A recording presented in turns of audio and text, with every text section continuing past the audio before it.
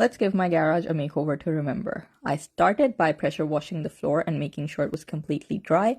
Then I had to fill in the crack and the holes, for which I used the Rust-Oleum Fast Patch Concrete Repair Kit. I mixed part A and B according to the instruction in an equal ratio and then went about filling the cracks. I left them to dry and then sanded them smooth. Next, I went in with the Rust-Oleum concrete and garage floor paint and primer. I went in with a brush over the edges to cut in. Then I used the Rust-Oleum Decorative Chips in the gray blend. I worked in small sections. I'd paint 1 square meter and sprinkle the chips on while the paint was still wet.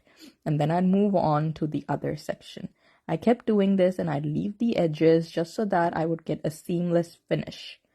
Once I was done painting the final patch, I sprinkled in the last of the chips and then I went in with the Rust-Oleum Clear Finish top coat, to which I added the Rust-Oleum Anti-Skid additive and mixed it well and rolled it on the floor.